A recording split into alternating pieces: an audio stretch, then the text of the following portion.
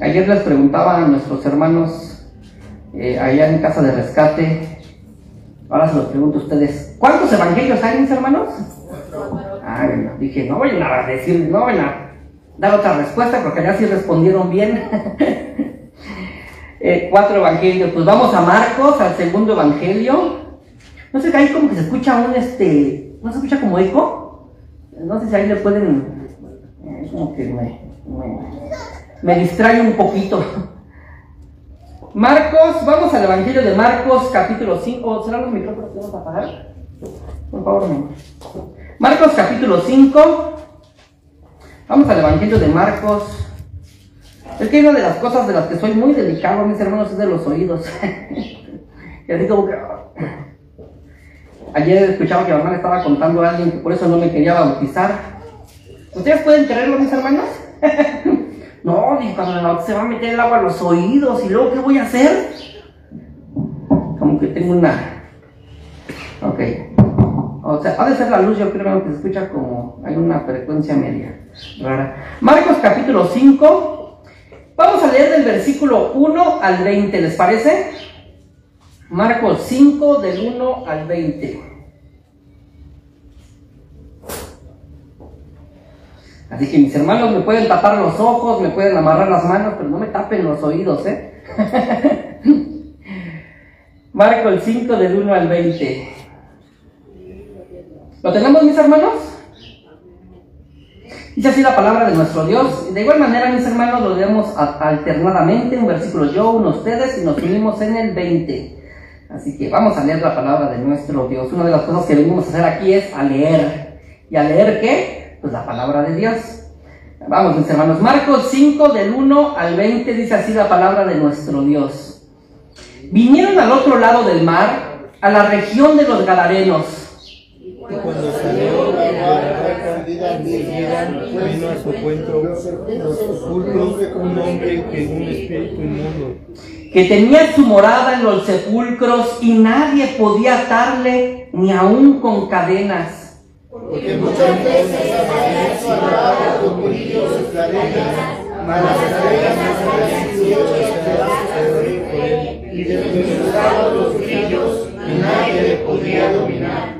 Y siempre, de día y de noche, andaba dando voces en los montes y en los sepulcros, e hiriéndose con piedras. Cuando vio pues a Jesús de lejos, corrió y se arrodilló ante él. Y clamando a gran voz dijo: ¿Qué tienes conmigo, Jesús, Hijo del Dios Altísimo?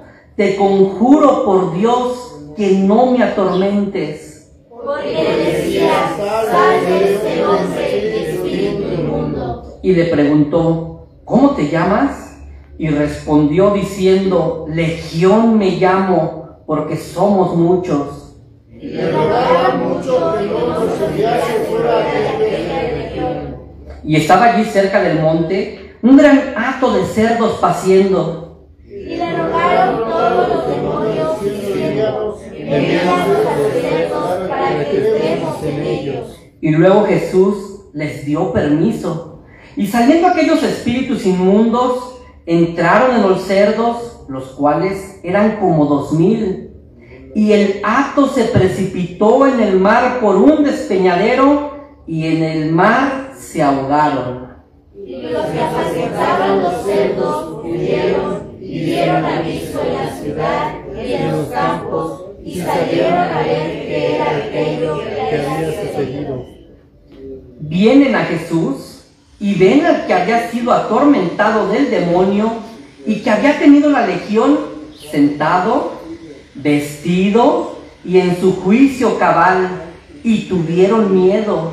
Y les contaron lo que habían visto, cómo le había acontecido al que había tenido el demonio y lo de los cerdos. Y comenzaron a rogarle que se fuera de sus contornos. Al entrar él en la barca, el que había estado endemoniado le rogaba que le dejase estar con él. Mas Jesús no se lo permitió, sino que le dijo: vete a tu casa, a los tuyos, y cuéntales cuán grandes cosas el Señor ha hecho contigo y cómo ha tenido misericordia de ti. Y se fue y comenzó a publicar en Decápolis cuán grandes cosas había hecho Jesús con él, y todos se maravillaban.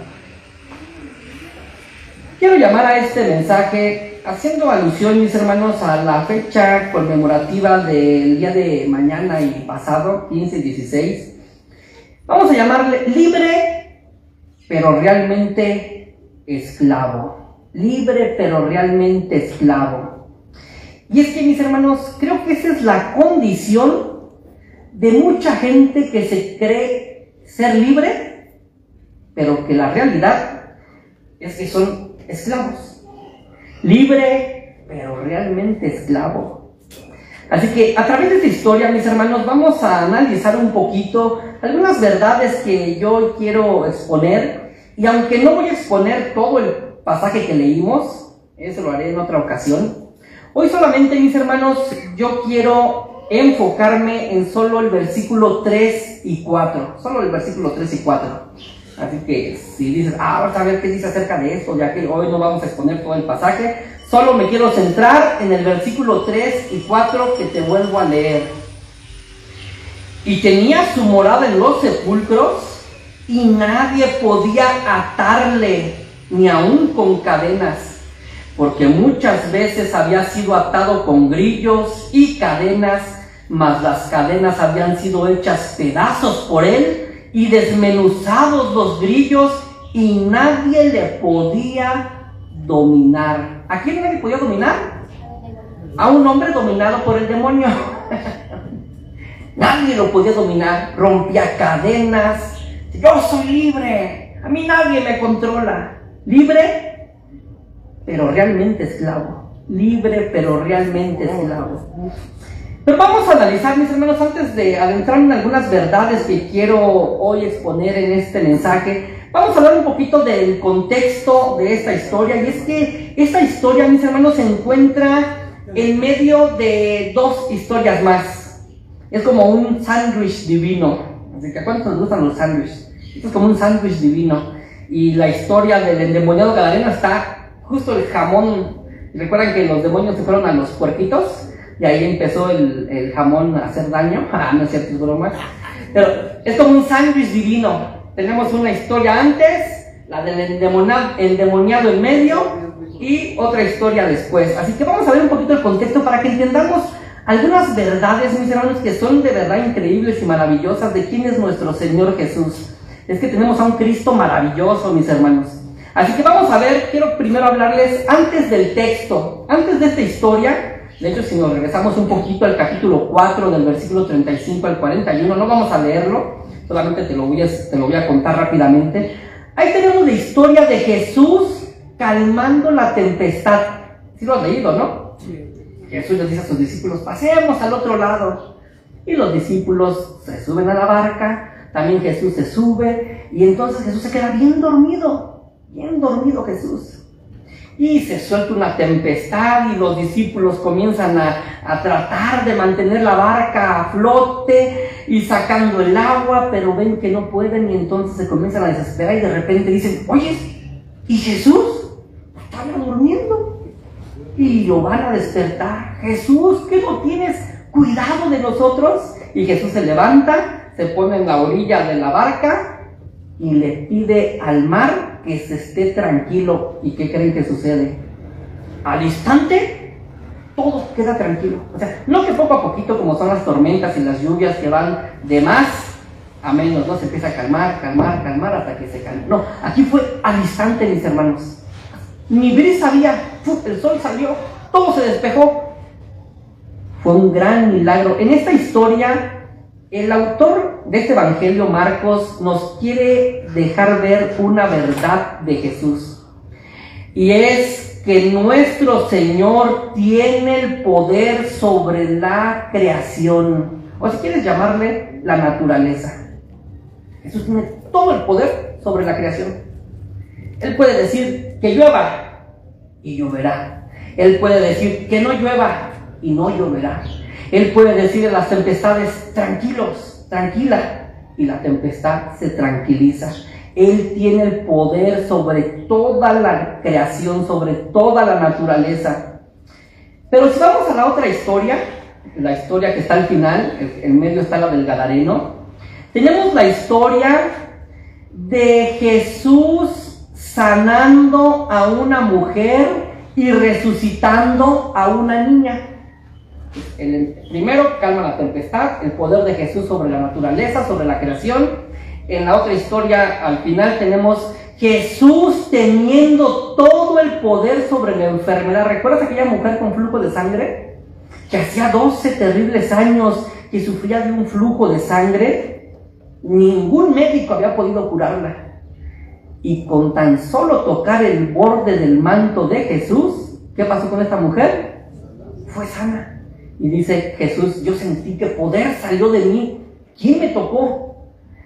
Jesús tiene el poder sobre la enfermedad, cualquiera que sea, mis hermanos, cualquiera que sea. Las que no tienen cura, las que, gracias a Dios, Dios permite y le da inteligencia al hombre para que encontremos la cura. Pero también nuestro Señor tiene todo poder y autoridad sobre la muerte.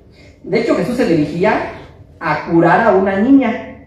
Y en el camino fue que se encontró a esta mujer que estaba enferma. Pero cuando Jesús llega a la casa de esta niña, la niña, ¿recuerda ya cómo estaba? Ya había muerto. Tanto así que algunos se adelantaron a decirle, ya no molestes al maestro, ya tu niña ya murió. Pero Jesús se dirige hasta la casa de este hombre y resucita a esta niña. Jesús tiene todo el poder sobre la naturaleza, mis hermanos. Sobre los huracanes, sobre los terremotos, Él controla absolutamente todo. Él es el soberano rey. Pero también Él tiene todo el poder sobre la enfermedad y la muerte. Sobre la enfermedad y la muerte. Y la historia que tenemos en medio, que es la historia del endemoniado Gadareno, pues Marcos nos está diciendo que Jesús no solamente tiene el poder sobre la naturaleza y sobre la enfermedad, sino también, ¿sabes sobre qué tiene Jesús toda autoridad? Sobre todo lo espiritual. Él tiene la autoridad. Jesús tiene todo el poder y toda la autoridad sobre el diablo y sus demonios. Y Él los controla. Él los controla. No hay nada que ellos puedan hacer sin que el soberano rey diga, hazlo, te doy chance. Y hermano, tenemos un Cristo todopoderoso. No hay nada imposible para Él. Él lo controla todo. La creación, la enfermedad, lo espiritual, todo lo controla Él. Todo lo controla. ¿No tenemos acaso, mis hermanos, un Cristo glorioso y maravilloso? Él es grande, Él es poderoso. No hay un ser como nuestro Señor Jesús, mis hermanos. No hay algo que se le asimile a Él. Él es único en su especie. Único. Es el Hijo de Dios. Verdadero hombre. ¿Recuerdan que se durmió en la barca? Porque Él es hombre. Se durmió bien cansado. Pero al mismo tiempo es verdadero Dios, que tiene control sobre todo. No trates de entenderlo, mi hermano. Es parte de los misterios que se nos han sido revelados y que decimos, wow, no lo entiendo, pero lo creo. No lo entiendo, pero lo creo. Ese es nuestro Cristo, un Cristo todopoderoso. Pues muy bien, mis hermanos, hasta aquí entonces, ya que hemos entendido cuál es la intención de Marcos al traernos estas tres historias, ahora sí, una vez más, déjame leerte el versículo 3 y 4, en el cual voy a detenerme para hablar algunas verdades que quisiera exponer hoy. Leo otra vez Marcos capítulo 5, versículo 3 y 4. Y tenía su morada, este endemoniado Gadareno, tenía su morada en los sepulcros. Y nadie podía atarle ni aún con cadenas. Porque muchas veces había sido atado con grillos y cadenas, mas las cadenas habían sido hechas pedazos por él y desmenuzados los grillos, y nadie le podía dominar. Un hombre que se creía y se sentía libre, pero que estaba realmente esclavo del demonio. Mis hermanos, el ser humano parece tener esta misma sensación de libertad. ¿No acaso sientes que eres libre? Y es que decimos, pues yo soy libre. Y lo decimos porque tenemos la libertad de decidir entre ciertas cosas. Por ejemplo, mi hermano, ¿hoy quién te dijo que te vinieras vestido así? ¿Alguien te obligó? ¿O tú lo decidiste en tu libre albedrío? Dice mi hermano, a mí me obligaron. Yo en lo personal no decidí qué ropa ponerme. Digo a mi esposa, no, si no te lo lleves porque hace bien muy viejo, muy descolorido. Pero yo me lo voy a llevar, me gusta. Yo decidí vestirme así. Y eso nos da cierta sensación de libertad, ¿no? Yo soy libre. O, por ejemplo, cuando vas a un restaurante y te ofrecen la carta y dices, a ver qué hay de comer. Y escogemos nuestro platillo favorito o el que nos alcance según nuestro presupuesto en el bolsillo, ¿no? Y eso nos hace sentir cierta libertad, ¿no? Decimos, yo escogí lo que voy a comer. O mi hermano, los que estamos casados, al casarnos, escoger nuestra pareja para toda la vida, nadie tampoco nos obligó, ¿no? Nos enamoramos, dijimos, sí, la escojo a ella. Y todas esas elecciones libres nos hacen sentir que somos seres libres. Yo soy libre. Yo soy libre. Y nos sentimos libres y presumimos de tener un libre albedrío. Yo decido lo que hago. Pero mis hermanos, el endemoniado Gadareno sentía exactamente lo mismo, ¿eh? Le ponían cadenas y ¿qué decía este hombre? ¿Qué pasó? No, si yo soy libre, a mí nadie me controla y rompía las cadenas. Increíble la fuerza que le daba el demonio a este hombre para hacerlo sentir libre. Yo rompo las cadenas. Le ponían grilletes. ¿Y qué hacía con los grilletes? Los rompían y se echaba a correr por todos los sepulcros. De hecho, otro evangelista dice que se la pasaba corriendo y gritando por los sepulcros. Y me imagino que probablemente se la pasaba gritando, yo soy libre, a mí nadie me esclaviza. Y por eso me vine a vivir aquí entre los muertitos, para que nadie me diga lo que yo tenga que hacer. Y así se la pasaba el hombre. Se cortaba, se golpeaba. Y eso le daba cierta sensación de libertad. Yo hago lo que quiero. Nadie me dice lo que yo tenga que hacer. Y quiero, mis hermanos, que este precisamente es el sentimiento del hombre sin Cristo. El hombre sin Cristo, mis hermanos, se siente libre. Pero la realidad y la verdad espiritual es que el hombre sin Cristo es esclavo. Es esclavo, mis hermanos. ¿Esclavo de qué? Esclavo de sus deseos pecaminosos. Esclavo de sus deseos pecaminosos. De hecho, mis hermanos, esta realidad y esta verdad siempre ha sido debatida desde que el hombre es hombre. ¿Somos realmente libres o alguien nos controla? ¿Somos realmente libres? ¿Puedo hacer lo que yo quiera o hay algo que me controla? Y podemos echarle la culpa al gobierno, a mi situación económica. No soy verdaderamente libre porque mira mi situación económica, entonces esto me obliga a... Y siempre le echamos el problema de nuestra, a la mejor probable esclavitud, a lo exterior.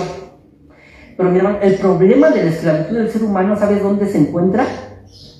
En el interior. No es en el exterior, es en el interior. Son los deseos del corazón. Esa es la esclavitud del hombre. Y es que, mis hermanos, ya les comentaba, ya por allá en el 1500, ya después de Cristo, hubo un gran debate entre un hombre llamado Martín Lutero y Erasmo sobre este tema. Y de hecho Erasmo escribió primero su libro acerca de la libertad del ser humano y de cómo teníamos la libertad y la capacidad de hacer muchas cosas, entre ellas escoger a Dios. Y Lutero le respondió, Lutero dijo, no puedo con esto, le voy a tener que responder. Y escribió la respuesta, la antítesis. ¿Y qué le respondió?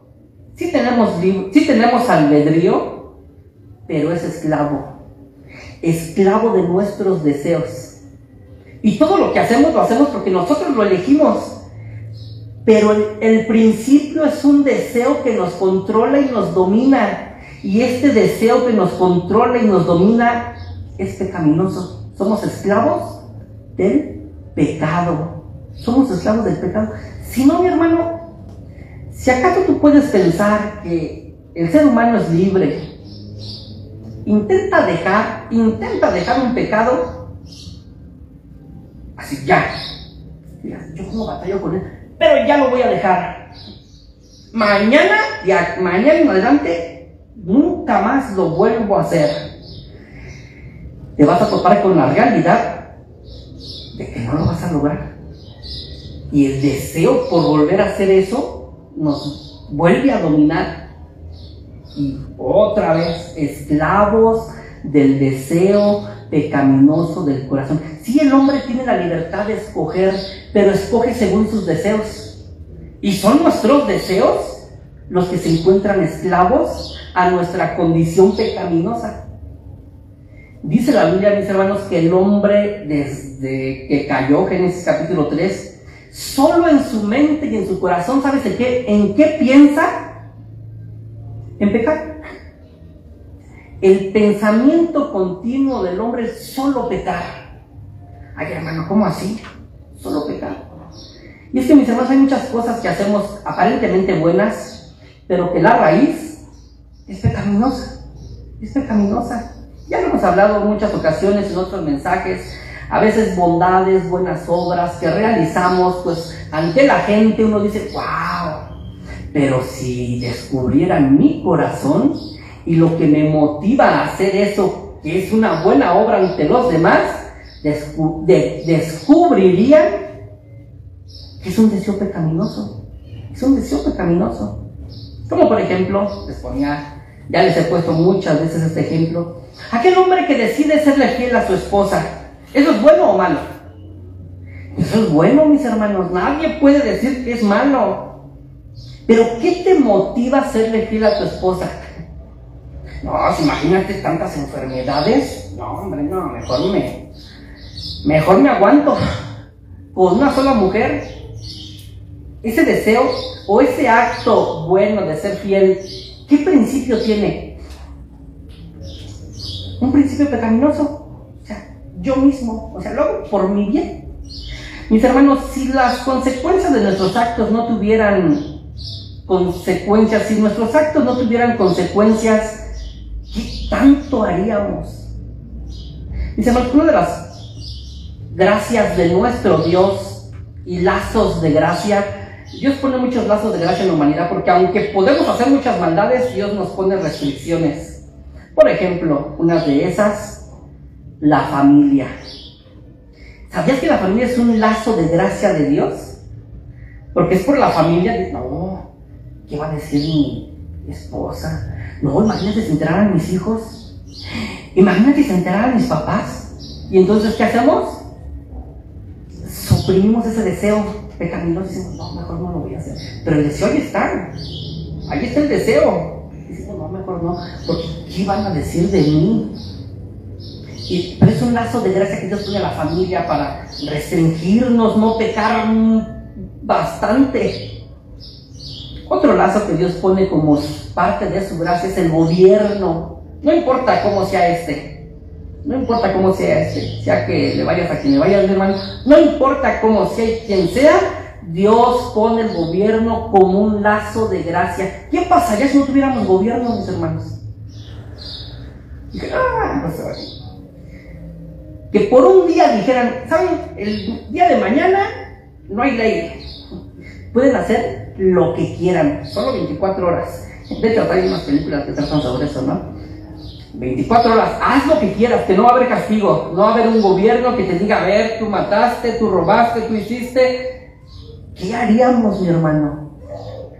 Que por 24 horas supiéramos que no van a haber consecuencias de nuestros actos. ¿Sabes qué pasaría? Pues sacáramos todos nuestros deseos que tenemos ahí. Es el momento. El ser humano, mis hermanos, es esclavo de sus deseos pecaminosos. Y por supuesto, otro lazo de gracia que el Señor nos pone ya es aquí a los cristianos, pues es la iglesia. La iglesia, el servicio a la iglesia, el venir a la iglesia es parte de la gracia de Dios. Decir, no, ¿qué van a decir los hermanos? No, pero mi hermano, aléjate de la iglesia, aléjate de tu familia y vive como si no hubiera gobierno. ¿Qué crees que pasará?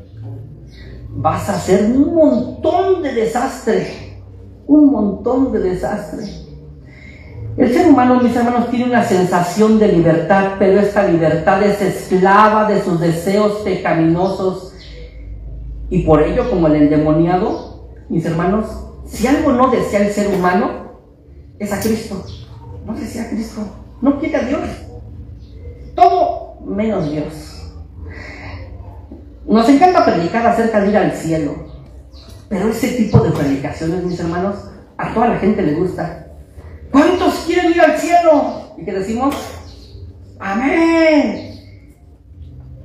Pero ahí va a estar Cristo, Ah, no, entonces no, yo quiero el cielo para mi familia, para mis cuates, para seguir en la pachanga, hombre, con todos los míos, pero a Cristo no lo quiero ahí. No, Él no. No, la gente quiere el cielo, la gente quiere la eternidad, la gente quiere la vida eterna, pero no sabe que no puede existir cielo ni vida eterna sin Cristo. Sin Cristo. El ser humano, mis hermanos, natural, no desea a Cristo, desea todo lo que su corazón le dicta, que son deseos pecaminosos. Y a menos, mis hermanos, que Cristo venga a nuestro encuentro y nos libre, nos libere, es entonces que experimentamos verdadera libertad. Bien decía un pastor y teólogo que el primer acto libre, realmente libre del hombre, ¿sabes cuál es? Cuando venimos a Cristo. Este es el primer acto libre del hombre. Dios cambia nuestro corazón, nos da un corazón nuevo, eso se llama el nuevo nacimiento. Dios nos transforma y entonces voluntariamente, ahora sí, vamos a Cristo. Cosa que antes nuestro corazón no deseaba. ¿No te pasó a ti, mi hermano, que antes los que no son de cuna cristiana o de petate cristiano, que al final tenemos que tener ese momento en la vida en el que tengamos que tener ese encuentro con nuestro Señor? ¿Pero no te pasó a ti, mi hermano, que te hablaban de Cristo, te hablaban de Dios y no querías nada? No me interesa. No, esos cristianos son bien hipócritas. Yo no quiero nada de eso. Pero de repente un día quisiste. ¿Qué cambió, mi hermano? ¿Acaso fuiste tú que dijiste, a ver, déjame pensarlo bien? Pues sí. Hermano, lo que cambió fue que Dios actuó en tu vida y te transformó y te cambió el corazón. Y de un corazón que odiaba a Cristo y que amaba el pecado, de repente es un corazón que desea a Cristo y que aborrece el pecado. Y dices, ya no quiero pecar, ya no más, ya no quiero pecar, yo quiero a Cristo, quiero vivir para Él. ¿Qué te pasó? Naciste de nuevo.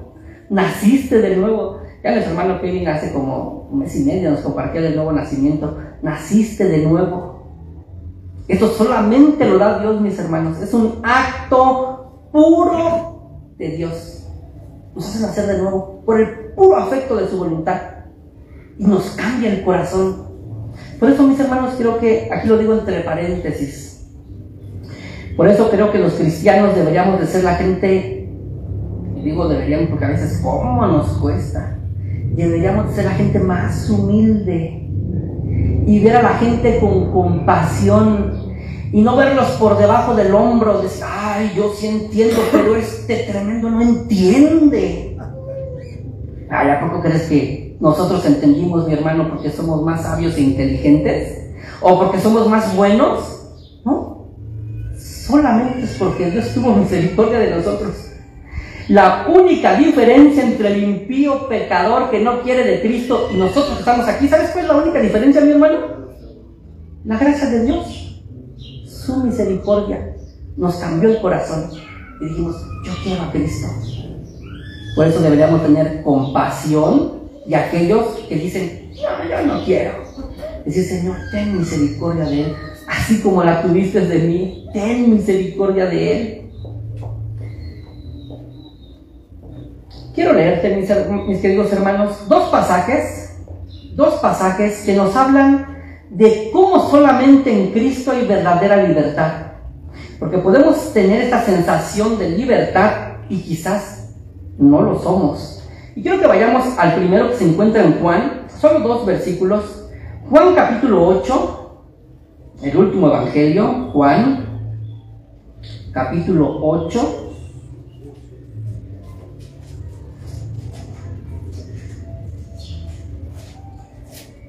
El versículo 36. De hecho, lo cantábamos. Creo que fue el último canto que entonamos en el tiempo de la alabanza. Juan 8:36. Así es que, 8:36. Así que. ¿Lo tenemos? Juan 8:36. Así que si el Hijo os libertare, seréis verdaderamente libres. Es que aquí el Señor, mis hermanos, está respondiéndole a sus paisanos, a los judíos, que presumían de ser libres. Porque Jesús les viene y les empieza a predicar y les dice que eran esclavos. Y ellos dicen, ¿qué te pasa, Jesús? Nosotros nunca hemos sido esclavos. Nosotros siempre hemos sido libres. Y Jesús les dice, ¿seguros? ¿Seguros? Son esclavos de sus pecados. Me quieren matar. Tienen ese deseo ardiente por matarme. Son esclavos de su pecado. Y a menos que el Hijo os libertare, seréis verdaderamente libres. Podrán ser libres de otra nación, de Roma, y podrán celebrar su independencia, como lo haremos mañana. Pero si en el interior y en el corazón aún ese deseo pecaminoso nos gobierna, ¿qué dice Jesús? Eres esclavo. Y a menos que el Hijo te libertare, seréis verdaderamente libre. El único, mi hermano, que puede quitarnos ese deseo ardiente que nos esclaviza y nos domina y que nos lleva a pecar, el único que puede libertarnos de eso, ¿sabes cómo se llama? Jesucristo. Es el único. Si el Hijo os libertare, seréis verdaderamente libres. Y aquí Jesús está usando un ejemplo muy común de su tiempo, cuando la gente rica, la gente que tenía muchas posesiones, tenían esclavos, y entonces el hijo, por consecuencia, era el heredero de todo lo que tenía su padre. Pero el hijo podía darle su libertad al esclavo que él quisiera. Dice, a ver, ese esclavo me cae bien, le voy a dar su libertad. Y el padre le decía, tú tienes toda la autoridad, hijo, de darle la libertad a cualquier esclavo. Así que Jesús toma este ejemplo para decir, si el Hijo os libertare, seréis verdaderamente libres. No importa qué bien te sientas en aquella gran casa, en aquella gran mansión, no importa qué bien comas, qué bien te vistas, si el Hijo no te da tu carta de libertad, tú sigues siendo esclavo. Con todo y tu ropa, con todo y tu comida, con todo y lo que tengas, eres un esclavo. Si el Hijo no dice, este esclavo es libre. Y es lo que Jesús está diciendo, yo soy el único que puede darles libertad. El único. Vamos a otro pasaje más, mis hermanos. Primera de Juan. Vamos ahora a la epístola de Juan. Este es el Evangelio, ahora vamos a la epístola. Otra pregunta. ¿Cuántas epístolas escribió Juan, mis hermanos? 8. No. 3 y un Evangelio. 3 epístolas y un Evangelio. Vamos a Primera de Juan.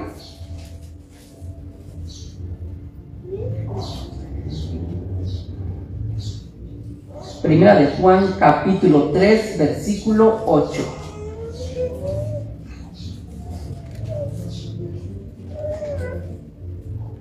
¿Ok? ¿Lo tenemos? Dice Primera de Juan, capítulo 3, versículo 8. el que practica el pecado, de verdad que está bien fuerte, mis hermanos, Primera de Juan 3:8. El que practica el pecado, ¿es qué? Es del diablo. Porque el diablo peca desde el principio. Pero para esto apareció el Hijo de Dios. ¿Para qué? Para deshacer las obras del diablo. El que practica el pecado es un esclavo del diablo. Es esclavo del diablo. Porque el diablo peca desde el principio. Pero para esto apareció el Hijo de Dios, para deshacer las obras del diablo. ¿Para qué apareció Cristo? ¿Para qué vino Cristo, mis hermanos? Para romper esas cadenas que nos atan y nos hacen esclavos del diablo, de la carne y del mundo. Y para eso vino Cristo, para romper esas cadenas, para cambiar nuestro corazón, cambiar nuestros deseos, y entonces ahora sí de una manera libre y voluntaria escojamos y decidamos y digamos: yo quiero a Cristo y quiero vivir para Él. Hermanos, de lo contrario seremos esclavos de nuestros deseos pecaminosos. ¿Recuerdas aquel pasaje de la Escritura que sobre toda cosa guardada, ¿recuerdas? Guarda tu corazón, porque de él mana la vida. Y aquí podríamos darle dos interpretaciones a este pasaje y decir: ¿ves, mi hermano, cómo el corazón es lo más valioso que tenemos? Por eso, sobre toda cosa guardada, guarda tu corazón, como un tesoro ahí guardadito, porque de él mana la vida. Creo que no es la idea del autor, mis hermanos. Esa no es la idea del autor. La idea del autor es: si algo debes de tener bien guardado, bien asegurado, con 3 candados, ¿sabes qué es? Al corazón. Aprisionalo, enciérralo, porque de él mana todas las acciones que tú haces, porque de él mana la vida, de él mana todo lo que deseamos, todo lo que pensamos, todo lo que hacemos, mana del corazón. Así que el corazón es un tesoro muy valioso por guardar, o un prisionero de muy alto riesgo que debemos estar vigilando constantemente. ¿Qué es el corazón? Es como ese prisionero que hay que estarlo vigilando, porque, mi hermano, los deseos del corazón son de continuo al mal. Pero ¿qué crees, mi hermano? ¿Qué crees? Que gracias a Dios por Cristo. ¿Recuerdas al apóstol Pablo? Romanos capítulo 7, que dice: porque lo que quiero hacer no lo hago, y lo que no quiero eso hago. Por tanto he descubierto que hay un principio en mí. ¿Qué es? El pecado. Es el pecado que habita en mí. Pero después Pablo dice: ¿quién me librará de este cuerpo de muerte? ¿Quién nos puede librar de ese cuerpo de muerte, mis hermanos? Y aunque Pablo ahí no da la respuesta tal cual bien clara, en otra carta dice: gracias sean dadas a Jesucristo, que nos da la victoria, o gracias sean dadas a Dios, que nos da la victoria por medio de nuestro Señor Jesucristo. Jesucristo es el único que puede cambiar esos deseos de nuestro corazón. Mi hermano, para eso vino Jesús. ¿Sabes por qué murió en la cruz Jesús, mi hermano? Para pagar por nuestra libertad. Él pagó con su vida, con su muerte y con su sangre el precio de nuestra libertad. Él estuvo clavado en esa cruz y se podía bajar. Ya vimos que Él es ¿qué? ¿Cómo comenzamos diciendo que Cristo es qué? Todopoderoso. ¿Crees que se podía bajar de esa cruz? Sea Dios. Pero no lo hizo, porque dijo: no, estoy pagando por la libertad de cada uno de nosotros. Estoy pagando el precio por la libertad de los que confiamos en Él, mis hermanos. Cristo en la cruz, dice la Escritura que en la cruz fue clavado, el apóstol Pablo dice que en la cruz fue clavada el acta de todos nuestros delitos que nos deben, o que por los que debemos ser prisioneros y esclavos del pecado. Y fue clavada en la cruz del Calvario, y ahí en la cruz del Calvario Cristo la anuló, la pagó. Y dijo, ya no más, yo he pagado por su libertad. El ser humano hoy, mis hermanos, como el endemoniado gadareno, puede experimentar cierta sensación de libertad por ciertas elecciones que hace, pero la realidad es que todas las elecciones del hombre sin Cristo son dirigidas y gobernadas por deseos pecaminosos. Y solamente Cristo puede cambiar nuestro corazón y hacer que deseemos a Cristo y que lo amemos a Él y que aborrezcamos el pecado. Déjame terminar. Como hace creo un año leía este poema, que es un canto, pero a veces suelen ser que los cantos y las canciones son poemas. Dice así: que se calle el poeta de una vez, que no hable más, ni siquiera pronuncie la palabra libertad, porque ¿qué libertad ha obtenido el ser humano si este mundo de hoy está lleno de esclavos? Que revisen la historia y que hagan corrección, porque la esclavitud no ha tenido abolición. Hay cadenas y grillos sujetando al ser humano y tan solo se rompen cuando acudes al Calvario. Que suspenda su obra, que el escritor no escriba más, que deje de inspirarse en lo que llama libertad, porque ¿qué libertad ha obtenido nuestro pueblo si no han aceptado la verdad del Evangelio? Libre, Cristo me hizo libre, rompió las cadenas de mi esclavitud, libre, libre por su muerte, libre por su sangre, libre por su cruz. Inclina tu cabeza, mi hermano, ahí donde te encuentras, y vamos a nuestro Rey, Salvador y Libertador Todopoderoso.